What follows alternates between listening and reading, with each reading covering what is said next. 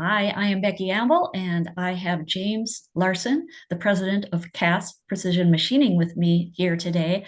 And I like to talk AI about a variety of things, and so does James. So he's going to talk a little bit about maybe the attitude, the mindset, a way to look at artificial intelligence, because everybody's at a different place right now. And some people don't know how to start, aren't sure what to think about it, and some people are way down the road. So, James, why don't you give me a little bit about your philosophy and how you look at AI as a tool? Sure, sure. So we're a manufacturing business, right? And we're always thinking about how we improve ourselves, improve the company, improve the customer's experience every single day. And I think part of that is helping the humans involved in the business free up their creativity and free up their mental energy to work on the business instead of in the business, right? There's a lot of drudgery. There's a lot of things to look at and reports to run and spreadsheets to analyze and et cetera. And if we step back and think about AI as a tool to augment this human capability, not replace it, but make it better, get us started on something so that we can focus on the key critical things that only a human can do. I think there's really a place for AI here to take some of that drudgery out of the daily life of a person in a manufacturing company and turn them into creative problem solvers thinking about big picture things and and really working on the business to make it better than it was when they got to work today. Now, you've been doing a few different things. Have you had the opportunity at this point, because I know some of this is still new, have you had the opportunity for people to change their attitude a little bit about work?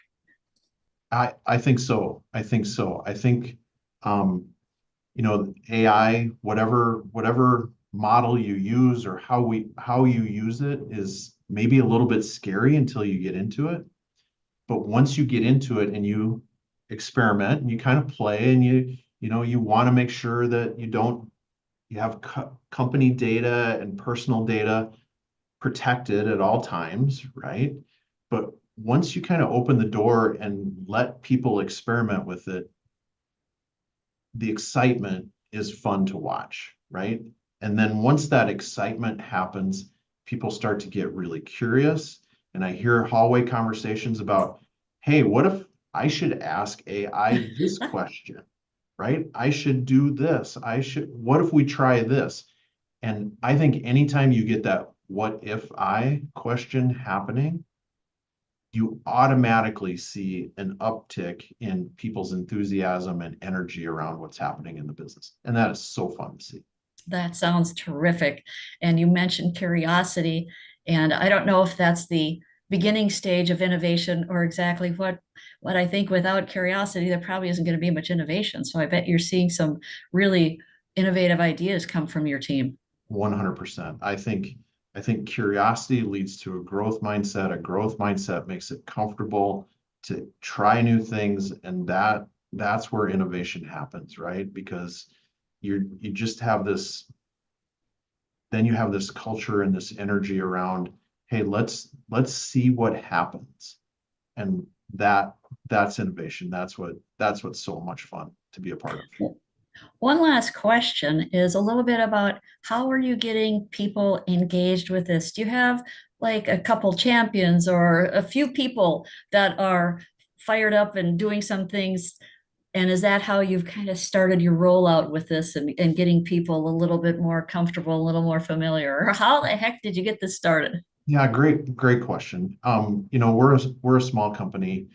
So sometimes it's a little challenging to say, hey, this person is always doing this and this person is always doing this and doing that. So for us, it's been a little bit more organic. It's it's me asking questions, it's other leaders asking questions. And then, people that are interested and curious just kind of start. And then it's just like anything else. You encourage the people that start, and then other people see the fun that's happening here, and then they want to get involved too. So it's been kind of organic for us, which works for us. It's who we are and it's the size of company we are, but it might not work that way for everybody else.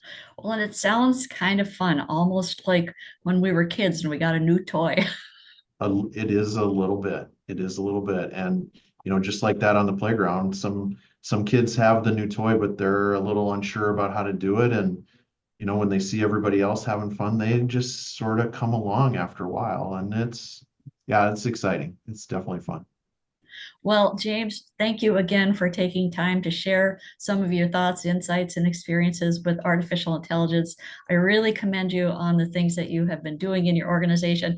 And you seem to take it with such a kind of matter of fact and with ease and just keep moving forward. So obviously, you're a great leader. And thank you for your time today. Well, thanks, Becky. That means a lot. Glad we could talk.